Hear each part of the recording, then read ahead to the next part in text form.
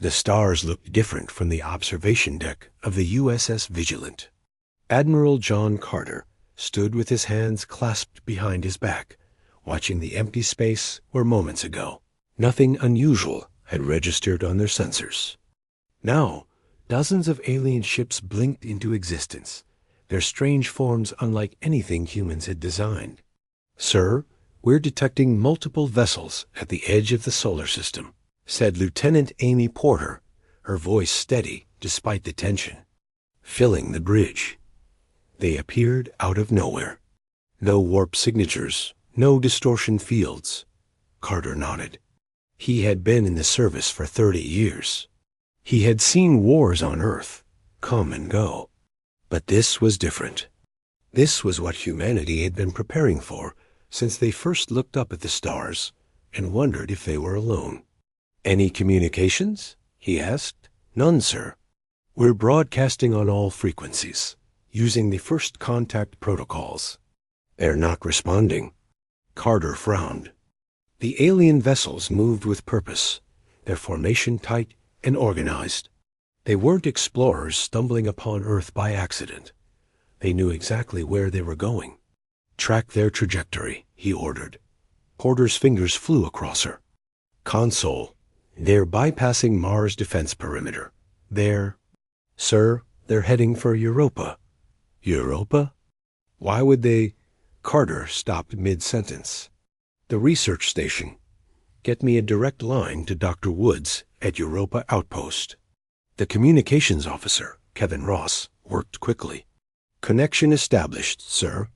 The main screen flickered to life, showing the face of Dr. Lisa Woods. Behind her, other scientists moved around the laboratory, unaware of what was happening. "Admiral Carter," she said with a smile, "this is unexpected. We were just about to begin our daily sampling of—" "Lisa, listen carefully," Carter interrupted. "You need to evacuate immediately. We have multiple unknown vessels heading directly for Europa. This is not a drill." The smile faded from Wood's face. "How long do we have?" Porter looked up from her station. "At current speed, they'll reach Europa in 17 minutes. That's not enough time to get everyone to the escape shuttles," Woods said, her scientific calm giving way to concern. "We have 28 people here, Admiral." "Begin the evacuation anyway," Carter ordered. "We're dispatching interceptors, but they won't arrive in time to escort you out. Just get as many people off that moon as you can." Woods nodded and turned to shout instructions to her team. The screen showed immediate activity as alarms began to sound throughout the outpost. Carter turned to his weapons officer. "Status of the defense grid?" "Online and ready, sir, but Europa Station has minimal defensive capabilities. It's a scientific outpost." "Get me the defense director," Carter ordered. Within seconds, the stern face of Susan Grant appeared on a secondary screen. "I'm already aware of the situation, Admiral. The President has been briefed. These aliens bypassed all our major military installations," Carter said. "They're heading straight for a scientific outpost studying extremophile organisms." "Why?" "Unknown," Grant replied. "But we're activating all defense protocols." "The Jupiter fleet has been deployed, but they won't reach Europa in time." On the main screen, Woods was still visible, now wearing an emergency suit as she helped others prepare for evacuation. "First shuttle launching now," she reported. "We can get 12 people off in this run. The rest of us will follow in the second shuttle." Carter nodded, but his attention was drawn to Porter's alarmed voice. "Sir, the alien vessels are accelerating. New estimated arrival at Europa, 8 minutes. "Lisa," Carter said urgently, "you need to move faster." "We're trying," she responded, her voice strained. "Second shuttle is being prepped now." The bridge of the Vigilant fell silent as they watched the alien fleet's approach on their tactical displays. The ships moved with an eerie synchronization, as if controlled by a single mind. "First shuttle has cleared Europa's atmosphere," Ross reported. They're making for the Jupiter station. A small victory, Carter thought. 12 lives potentially saved. But 16 people remained on the outpost, including Woods. The aliens have entered Europa orbit, Porter announced. They single quotes they're surrounding the outpost. On the screen, Woods looked up as the lights in the laboratory flickered. We're detecting energy buildup around the station, she said, her voice remarkably calm. I don't think we're going to make that second shuttle, Admiral. Lisa, get to the emergency bunker, Carter ordered. There's something you should know, Woods said, ignoring his command. We found something in the ice. Yesterday. Something that the transmission suddenly cut to static. Signal lost, Ross reported quietly. Get it back, Carter demanded. Porter's voice was hollow as she looked up from her instruments. Sir, we're not detecting the outpost anymore. It's gone. Completely vaporized. The bridge fell silent. 28 scientists. 16 of them still on the outpost when it was destroyed. No warning, no demands, no communication of any kind. The alien vessels are moving away from Europa, Porter finally said. The first shuttle made it safely. To Jupiter station. Carter's jaw tightened as he stared at the static on the main screen. Notify all Earth Defense Forces. Full combat alert. And get me everything we have on Project Oracle. Project Oracle? Ross asked, surprised.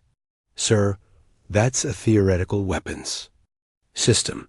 It's never been deployed. It's not theoretical, Carter said grimly. And after what just happened, I think the President will agree it's time to use it. The Defense Director nodded on her screen. I'll make the call. The War Council convenes in 1 hour. All spacefaring nations will be represented. Carter looked once more at the tactical display showing the alien fleet. They moved with perfect coordination, seemingly unconcerned about any human response to their attack. They think we're helpless, he said quietly. They killed our people without even trying to talk to us first. What do we do now, sir? Porter asked. Carter's eyes hardened. Now we show them exactly who they're dealing with. In Houston, Defense Director Grant was already assembling the War Council as data streamed in from observatories and defense satellites. Across the solar system, representatives from every nation with space capabilities gathered in the secure conference room. The aliens have superior technology, Grant told the grim-faced leaders. But they've made a critical mistake. They've shown us their capabilities without understanding our response protocols. She activated a holographic display showing the alien fleet's positions. They believe we're primitive. They think we're defenseless. A thin smile crossed her face. They're about to learn how wrong they are. In the Nevada desert, deep beneath the sand and rock, lights came on in a facility that officially didn't exist. Project Oracle, humanity's most closely guarded secret, was about to be awakened. The Nevada desert stretched endlessly under the hot sun. Few knew what lay beneath the sand and rock, a massive underground complex that housed Project Oracle. For 20 years, the best scientific minds on Earth had worked here incomplete. Secrecy. Dr. Alan Price walked through the sliding doors into the main control room. At 62, his hair had gone completely white, but his eyes remained sharp. He had led Project Oracle since its beginning. Now, the project would finally serve its purpose. Status report, he said to the room of engineers and scientists. All systems online, replied Kelly Rodriguez, the head of cryptolinguistics. She had spent the last 6 hours analyzing the limited data from the alien attack. We've been studying their communications. They call themselves the hegemony. Have they made any demands? Price asked. Rodriguez shook her head. No demands. No communication directed at us at all. But we've intercepted their internal messages. They refer to humans as primitives and Europa Station, as a contaminated site that needed cleaning. Price's expression hardened.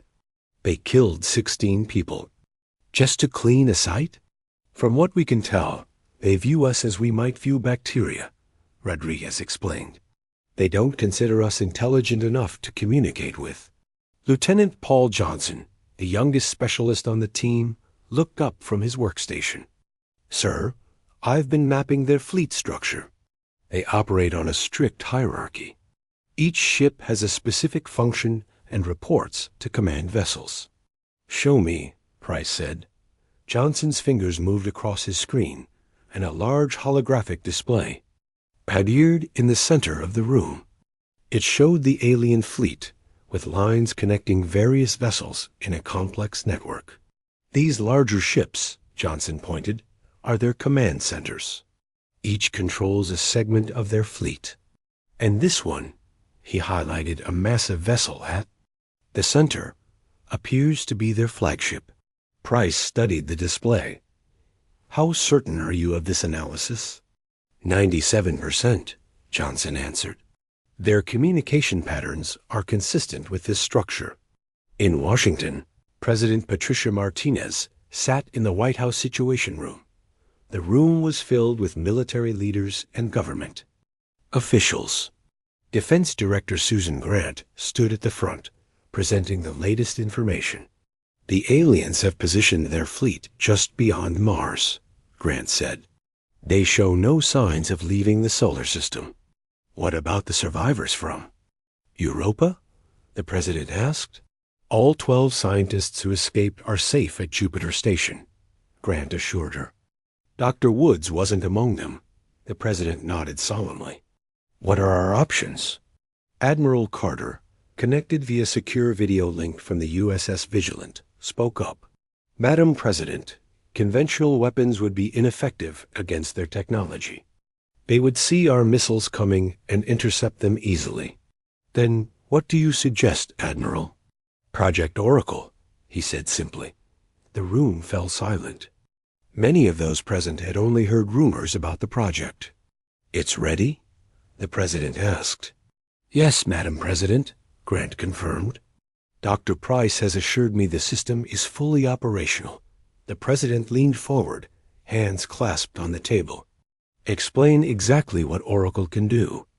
Grant brought up a secure presentation on the room's main screen. Project Oracle uses quantum entanglement technology. Unlike conventional weapons that need to travel to their targets, Oracle creates what scientists call effect without cause. In simple terms, Carter added, we can make their systems fail without firing a single missile. No explosions, no debris. Just precise targeted system failures. Can it be traced back to us? The president asked. No, Grant answered. There's no physical signature. To the aliens, it will appear as if their systems simply malfunctioned. The president considered this information carefully. What's your recommendation? A proportional response, Carter said firmly. They killed 16 of our people. We target 16 of their key vessels, not to destroy them completely, but to disable their offensive capabilities.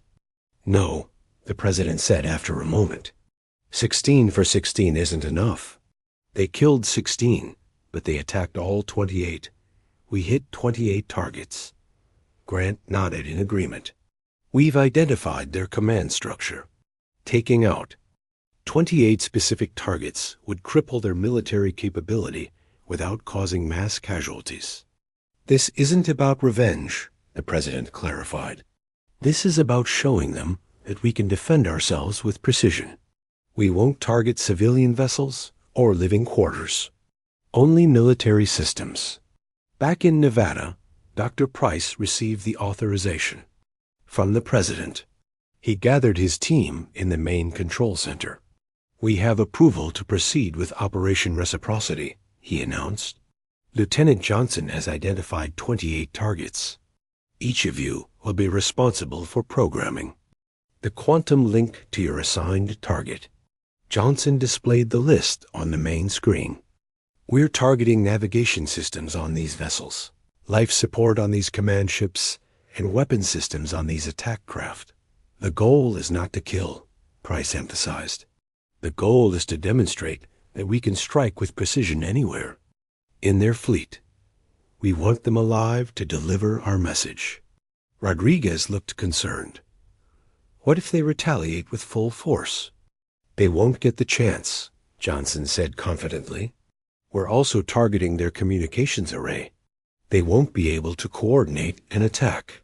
In orbit around Earth's moon, Major Olivia White prepared the lunar defense platform for possible counterattacks.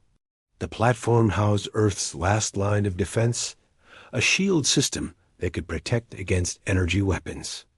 All defense systems online, she reported to Colonel Daniel Green. If they make it past our outer defenses, we'll be ready. Green nodded as he looked at the display showing the alien fleet. Let's hope it doesn't come to that. In the project, Oracle facility, the team worked through the night, carefully programming each quantum link. By morning, they were ready. Dr. Price stood before the main control panel. A simple red button was all that stood between preparation and action. Confirm targets locked, he ordered. All 28 targets confirmed, Johnson reported after each team member had checked their assignments. Price opened a secure line. To the President. Madam President, we are ready to execute Operation Reciprocity on your command. President Martinez's voice came through clearly. You have my authorization, Dr. Price. Proceed. Price looked at his team, then back at the button. For Europa, he said quietly, and pressed it. Throughout the solar system, on 28 alien vessels, critical systems began to fail simultaneously. No explosions, no visible attacks. Just sudden, inexplicable failures that spread through their fleet like a silent wave. The response had begun. Silence filled the Project Oracle control room. 28 screens showed 28 targets throughout the alien fleet. On each screen, systems were failing in ways that would seem like accidents to the hegemony. Confirm effects, Dr. Price. Ordered, his voice steady despite the tension. Lieutenant Johnson checked each station. Life support failing on their flagship. Navigation systems offline on destroyer-class vessels. Weapon systems disabled on attack craft. Communications arrays shutting down across their forward units. Any signs of detection? Price asked. None. Rodriguez replied. They have no idea where the attack is coming from. Their internal communications show confusion and alarm. From the observation deck of the lunar defense platform, Major Olivia White and Colonel Daniel Green watched the distant alien fleet through powerful telescopes. The massive vessels drifted slightly out of formation as their navigation systems failed. It's like watching a puppet show where someone just cut the strings, White remarked. Green nodded. Look at their flagship. No external damage, but they're venting atmosphere from 3 decks. Life support must be completely down. Are they dying? White asked, her voice showing concern despite everything the aliens had done. No, Green assured. Dr. Price was clear about the targets. They're losing air in non-essential areas. The crew quarters and command centers still have atmosphere. We're sending a message, not committing mass murder. In Washington, President Martinez watched the operation unfold on the Situation Room screens. Status report, she demanded. Defense Director Grant consulted her tablet. All 28 targets hit successfully. The alien fleet is in disarray. Some vessels are retreating. Others are firing randomly into space. Randomly? The President asked with concern. Yes, Madam President. They don't know where the attack came from, so they're firing in all directions. But here's the interesting part. They can't target Earth or any human settlements. Explain. Admiral Carter, still connected from the USS Vigilant, spoke up. When we targeted their weapon systems, we didn't just disable them. We rewrote portions of their targeting algorithms. They physically cannot fire on civilian populations now. The president raised her eyebrows, impressed. That wasn't in the original plan. No, Madam President, Grant admitted. That was Dr. Price's initiative. He felt it would demonstrate our technological capabilities while showing our ethical restraint. He was right, the president said with a slight smile. What's their current status? Their fleet is scattered. Communications between vessels is minimal. They've stopped all offensive actions and appear to be in damage control mode. Back in the Nevada facility, Dr. Price received new data from the quantum sensors. They're attempting to repair their systems, he told his team. But they can't fix what they don't understand. Rodriguez looked up from her station. Sir, I'm detecting changes in their communication patterns. They're using a different frequency now.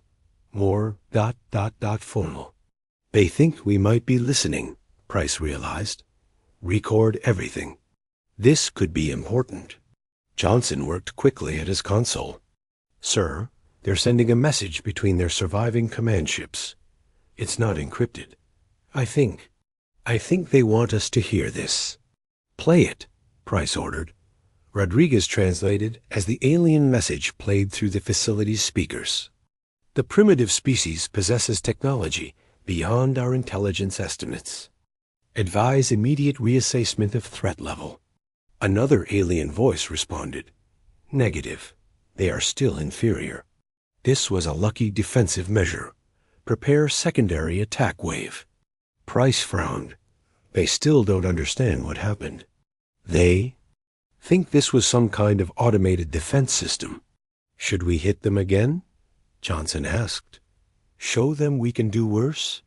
No, Price decided. We've made our point. Now we wait for them to make their next move. On the USS Vigilant, Admiral Carter received the latest updates from Project Oracle.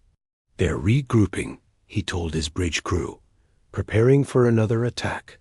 Can we stop them again? Lieutenant Porter asked. Yes, Carter answered confidently. But we might not need to. Look. The main screen showed several alien vessels moving away from the others. They were taking defensive positions, not attack formations. Not all of them agree with continuing the fight, Carter observed. Some of them understand what just happened better than others. In the White House, the president made her decision. It's time to open communications, she told the assembled leaders. They need to know this was a deliberate response, not some automatic defense. Agreed, Grant said. UN Secretary-General Benjamin Clark has prepared a message. We've translated it into what we believe is their language. Send it, the president ordered. Let's see if they're ready to talk instead of fight. The message was broadcast across all frequencies, directed at the alien fleet. Secretary-General Clark's firm but measured voice echoed through space. Hegemony vessels. You attacked our unarmed scientists seeking knowledge. We responded by disabling your military capabilities with precision that ensured no innocent lives were lost. We could have destroyed you entirely. We chose restraint. This is humanity's warning. We protect our own. We distinguish between combatants and civilians, and we have capabilities beyond your understanding. Withdraw, or the next demonstration will be less gentle. The message was repeated 3 times, then silence followed. Everyone on Earth waited for a response dot at Jupiter Station. The 12 surviving scientists from Europa listened to the broadcast with mixed emotions. They had lost friends and colleagues, but they felt pride in humanity's measured response. Lisa would have approved, one researcher said quietly, remembering Dr. Woods. Precision without cruelty. Science used for defense, not destruction. Hours passed with no response from the alien fleet. They remained in disarray, some vessels still struggling with failed systems, others forming a protective circle around their damaged flagship. Then, finally, a signal came through on the same frequency Earth had used to send its message dot in the Project Oracle facility. Rodriguez translated the alien response in real time. Single phrase repeated. The primitive species has teeth. Dr. Price allowed himself a small smile. Not the most diplomatic response, but it's a start. Johnson studied the data coming from the fleet. They're moving, sir. All vessels. New. Formation. Attack pattern? Price asked with concern. No, Johnson said, sounding relieved. They're backing off. Moving away from Earth orbit. Establishing position at the edge of the solar system. Rodriguez looked up from her station. New message coming in. More complex. She listened carefully, then translated. We request dialogue, neutral location, equal terms. In Washington, the president received this information with cautious optimism. They want to talk, she told her advisors. That's progress. What do we do? Grant asked. The president thought for a moment. We agree to dialogue, but on our terms. We choose the location. We set the rules of engagement. And if they refuse? Carter asked via the video link. The president's expression hardened slightly. Then we remind him that we've only used 28 of our capabilities. We have many more we haven't shown them yet. Throughout Earth's defense network, personnel maintained their vigilance. The alien fleet had been stopped, but the situation remained delicate. Humanity had demonstrated its power with godlike precision. Now it needed to show wisdom. Ambassador Michelle Taylor received her orders from the president. She would lead the diplomatic team to meet with the hegemony representatives. Her background in xenobiology and international relations made her the perfect choice. Remember, the president told her, they respect strength, but seem to have no concept of mercy. Show them both are fundamental to humanity. Taylor nodded. I understand, Madam President. We'll make them see us as equals, not as primitives. The stage was set for first contact, real contact between humanity and the hegemony. The aliens had attacked the innocent. Earth had struck back with godlike precision. Now would come the true test. Could two vastly different species find common ground after such a beginning? The construction of Neutral Ground Station took just 7 days. It floated in space, halfway between Earth's moon and the new position of the hegemony fleet. Engineers from every spacefaring nation worked around the clock to build the symbol. But functional meeting place. Ambassador Michelle Taylor stood at the viewport, watching as the alien shuttle approached. At 45, she had handled difficult negotiations throughout her career, but nothing like this. The fate of humanity might depend on what happened in the next few hours. Their shuttle has docked, reported her assistant, Frank Miller. Atmosphere and gravity have been equalized in the meeting chamber. Taylor straightened her jacket. Any weapons detected? None, Miller confirmed. They followed the protocols exactly. Good, Taylor said. That's our first positive sign. She entered the meeting chamber with her small team. The room was circular with a round table in the center. One half for humans, one half for aliens. No side would be higher or more advantaged than the other. The door on the opposite side slid open. 3 aliens entered. They walked on 2 legs, but had 4 arms.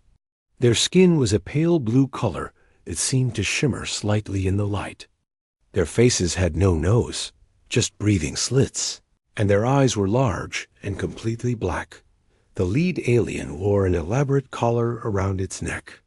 This was Fleet Commander Zortek, according to the information Earth had gathered. The translator devices on both sides activated. We are present as agreed. Zortek's words came through the translator in a flat, mechanical voice. Taylor nodded. Thank you for accepting our invitation to dialogue. I am Ambassador Michelle Taylor, representing the United Nations of Earth. The aliens took their places at the table. Their movements were stiff, formal. You disabled 28 of our vessels. Zordik stated, this capability was unexpected. Taylor kept her expression neutral. We responded proportionally to your attack on our Europa research station. 28 targets for 28 humans who were at the station. 16 died, Zortok corrected. 12 escaped. All 28 were attacked, Taylor replied firmly. We count the attack, not just the deaths. The alien made a gesture with its upper right arm that the translation software couldn't interpret. Your species is ... different. Different from what? Taylor asked. From the 47 other spacefaring species we have encountered.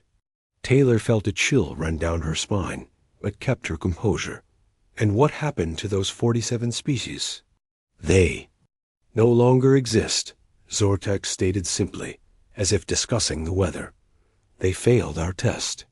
The human delegation exchanged concerned glances. Taylor leaned forward slightly. What test? A test of strength, another alien spoke for the first time. Species that cannot defend themselves have no right to exist in the greater galaxy. It is our duty to remove them. Taylor took a moment to process this information. So the attack on our research station was a test? Yes, Zortek confirmed. A simple test. Most species respond with primitive weapons that are easily defeated. Some do not respond at all. None have ever responded as you did. With precision, Taylor said. With restraint, Zortek corrected, surprising her. You could have destroyed our vessels completely. You chose to disable specific systems instead. You prevented casualties. This is unknown in our experience. On Earth, President Martinez and her advisors watched the meeting through secure video feed. The revelation about the 47 extinct species sent murmurs through the Situation Room. They're galactic exterminators, Defense Director Grant said, her voice tight with anger. They've been wiping out other civilizations as a matter of policy. Admiral Carter's face was grim on the video screen. And they would have done the same to us if we hadn't had Project Oracle. Let's see where this goes, the president said. Focusing back on the meeting dot at the station, Taylor continued the dialogue. Your practice of eliminating other intelligent species is unacceptable to us. It goes against our most fundamental beliefs about the rights of sentient beings. Zortek tilted his head. Yet you have wars among yourselves. You kill your own kind. We do, Taylor acknowledged. We are imperfect, but we strive to be better, and we recognize the right of all sentient beings to exist, even those different from ourselves. Even those who would destroy you if they could? The third alien asked. Even those, Taylor confirmed. We believe in defending ourselves when necessary, as we did against your attack. But we do not believe in genocide. Zortek conferred briefly with the other aliens in their own language, too quick for the translators to catch. Then he turned back to Taylor. Your species intrigues us. You have capabilities beyond what your development level should allow. The weapon you used against us, it violates the laws of physics as we understand them. Taylor smiled slightly. Perhaps your understanding of physics is incomplete. For the first time, Zortk's posture relaxed slightly. Perhaps this possibility interests us. At Project Oracle, Dr. Price and his team monitored the meeting closely. Rodriguez analyzed every word and gesture from the aliens. They're genuinely confused by us, she told Price. Their entire culture is built around strength and dominance. The concept of restraint as a form of strength is foreign to them. Can they learn? Price asked. Johnson looked up from his station. Their neural patterns are changing as the conversation progresses. They single quotes adapting. Their thought processes are becoming more complex. Back at the meeting, Taylor moved the conversation toward practical matters. We propose a non-aggression treaty between Earth and the hegemony. We will not attack you. You will not attack us or any human settlement in this solar system or beyond. This is acceptable, Zortek said after brief consideration. But we have another proposal. Exchange. Exchange of what? Taylor asked. Knowledge, Zortek replied. Your quantum technology for our faster-than-light travel systems. Taylor considered. This carefully. We would need to discuss the specifics. Not all technology can be shared safely. Understood, Zortek said.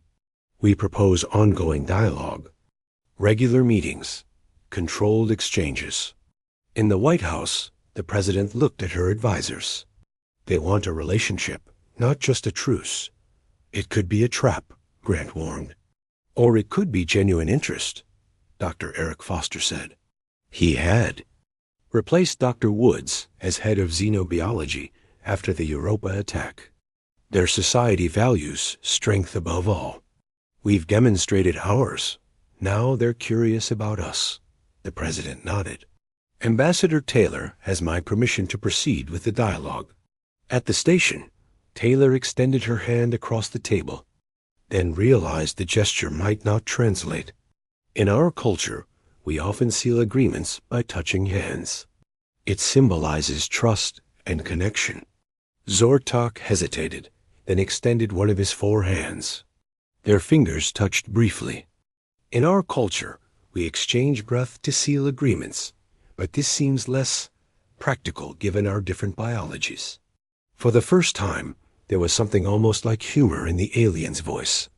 Taylor smiled. I think we've just created a new tradition for interspecies diplomacy. As the meeting concluded, Zortek made one final statement. We will inform the Hegemony Council of our findings. Earth will be classified as a protected independent species. No further testing will be conducted. Thank you, Taylor said. But we would prefer if you stopped testing any species. Life has inherent value, regardless of technological advancement. Zortak seemed to consider this. This concept requires further examination. We will ... discuss it. As the aliens departed, Miller turned to Taylor. Do you think they meant it? Will they actually stop destroying other civilizations? Taylor watched the alien shuttle through the viewport. I don't know, but they're thinking about it. For a species that spent thousands of years doing the same thing, that's a significant first step. On the USS Vigilant, Admiral Carter received the initial report from the meeting. It seems we've made a powerful impression, he told Commander Nancy Phillips, and possibly saved countless future civilizations in the process. Phillips nodded. They came here thinking we were sheep. They didn't realize we were shepherds. Carter looked out at the stars. The universe suddenly seemed both more dangerous and more full of potential than ever before. Humanity had faced its first true extraterrestrial threat and survived. Just through power, but through the precise, ethical application of that power. The real work was just beginning. 1 year had passed since first contact with the hegemony. The anniversary was marked by the completion of the Europa. Memorial-20-8 pillars of light reaching from the surface of the moon toward the stars. The beams were visible from Earth on clear nights, a constant reminder of what had been lost and what had been gained. Admiral John Carter stood at the observation deck of the newly commissioned USS Woods, named after Dr. Lisa Woods, who had died in the initial attack. The ship incorporated both human and hegemony technology, making it the fastest vessel in Earth's growing fleet. Beautiful, isn't it? SAID Commander Nancy Phillips, joining him at the VIEWPORT. Carter nodded. I never thought I'd see Earth and alien ships in formation together. Below them, a joint patrol exercise was underway. 3 Earth vessels and 2 hegemony ships moved in coordinated patterns, practicing defense maneuvers against potential threats. The Hegemony Council arrives tomorrow, Phillips reminded him. First time they've sent their leadership outside their territory. A sign of trust, Carter said, though his tone held a note of caution, or at least of respect. At Project Oracle, now officially acknowledged as Earth's premier defense research facility, Dr. Alan Price prepared for retirement. His office was nearly empty, personal items packed away in boxes. Lieutenant Paul Johnson, recently promoted to captain, stood in the doorway. "You don't have to leave," Johnson said. "We still need you." Price smiled. "I'm 73, Paul. Time for younger minds to take over. Besides, Kelly will make an excellent director." Rodriguez had proven herself not just as a linguist, but as a leader during the negotiations with the hegemony. Her understanding of alien psychology had been crucial in establishing the fragile peace. "The quantum network is expanding," Johnson reported. "We can now reach the edge of the solar system with pinpoint accuracy." "Good," Price said. "But remember what makes us different from the hegemony. It's not just our technology, it's how we choose to use it." In Washington, President Martinez prepared to meet the Hegemony Council in the first official state visit from an alien government. The Rose Garden had been modified to accommodate the aliens' biology, with special lighting and atmospheric adjustments. There, bringing something called a memory crystal as a gift, Defense Director Grant informed her. "Our scientists have analyzed it and cleared it. It contains historical records of their civilization." "A significant gesture," the president noted. "They're sharing their past with us." "Not just their past," Grant said. According to Ambassador Taylor, it also contains records of the 47 species they eliminated. The president's expression turned solemn. "They're acknowledging their actions." "Yes, and there's more. They've suspended their testing program for all newly discovered civilizations." It seems our response made them reconsider their entire approach to first contact. At Jupiter Station, now expanded into a major research center, the 12 survivors of the Europa attack gathered for their own memorial service. They had each gone on to lead departments in Earth's growing space program, their expertise more valuable than ever. Dr. Eric Foster, who had taken over Wood's position, addressed his colleagues. "1 year ago, we lost 16 friends and colleagues. Their deaths nearly led to war. Instead, they became the catalyst for an unprecedented peace." He gestured to the window, where the remains of Europa Station were visible. Construction ships moved around it, rebuilding the facility with improved defenses and research capabilities. "The new Europa Station will continue their work," Foster said. "And this time, we'll have hegemony scientists working alongside us. They're particularly interested in the extremophile organisms Lisa was studying. It turns out, similar life forms existed on their homeworld billions of years ago." On the neutral ground station, now expanded into a permanent diplomatic outpost, Ambassador Taylor met with Fleet Commander Zor-Tek for their weekly conference. Their initial wariness had evolved into a cautious professional relationship. "Your council delegation has entered the solar system," Taylor informed him. "They'll arrive at Earth tomorrow as scheduled." Zor-Tek made the gesture that humans had learned meant acknowledgement. "This visit represents a significant change in hegemony policy. Never before have council members traveled to a non-hegemony world." "We appreciate the significance," Taylor said, "and the trust it represents." "Not trust," Zor-Tek corrected. "Respect. You earned it when you struck back with precision we had never encountered." Taylor had learned that the hegemony valued direct speech, and when we chose not to destroy you completely. "Yes," Zor-Tek acknowledged. "That choice continues to fascinate our people. It has caused much debate within the council." "Debate is healthy," Taylor said. "It leads to growth and change." "Change is uncomfortable," Zor-Tek admitted. "For 30,000 years, the hegemony has followed the same principles. Strength above all. Eliminate threats before they emerge. And now? Now we consider alternatives. Your species has shown that restraint can coexist with power. This is new thinking for us." In orbit around Earth, final preparations were made for the Hegemony Council's arrival. Security was tight, but not oppressive.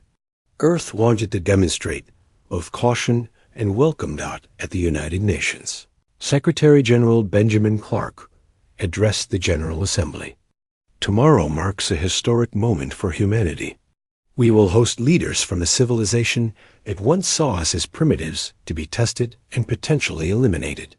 Today, they come as diplomatic equals. He paused, looking around the chamber filled with representatives from every nation. This change did not come from weakness or surrender. It came because when attacked, Earth demonstrated both technological superiority and moral clarity. We showed the galaxy that humanity can defend itself with godlike precision while maintaining our ethical principles. In homes around the world, people watched the night sky, some with fear, others with hope. The hegemony ships were visible as moving stars, their formation tight and orderly as they approached Earth. In Nevada, Dr. Price stepped outside his facility one last time. He looked up at those distant lights and thought about how close humanity had come to extinction. If Project Oracle had not been ready, if President Martinez had chosen all-out war instead of measured response, if Ambassador Taylor had not found common ground with an alien mindset, any of these might have led to different outcome. The Europa Memorial lights switched on as darkness fell, 28 beams reaching from the moon toward the endless stars. In their glow, Price saw not just a memorial to the dead, but a beacon for the future. Humanity had faced its first great extraterrestrial challenge and emerged stronger, wiser, and with its essential humanity intact. On the USS Woods, Admiral Carter received the final readiness reports from Earth's defense grid. Everything was prepared for the Hegemony Council's arrival. Defense systems were active, but not aggressive, positioned to respond only if needed. "They came here thinking we were sheep," he said to Commander Phillips, echoing her words from months before. "They didn't realize we were shepherds." Phillips looked out at the stars, where the approaching hegemony ships were now clearly visible. "And now?" Carter considered the question. "Now, perhaps we can be neighbors." As night fell across Earth, 28 beams of light reached up from the lunar surface, visible to anyone who looked up at the moon. They stood as a solemn reminder of the lives lost at Europa Station, but also as a symbol of humanity's resolve. They had been attacked without warning or mercy. They had responded with power tempered by restraint. And in doing so, they had changed the course of galactic history. The message was clear to anyone watching from the stars. Earth protected its own, with both strength and wisdom. They had technology that approached the divine in its precision and capability. But most importantly, they had the moral clarity to use that power with justice and restraint. They were, indeed, shepherds among the stars.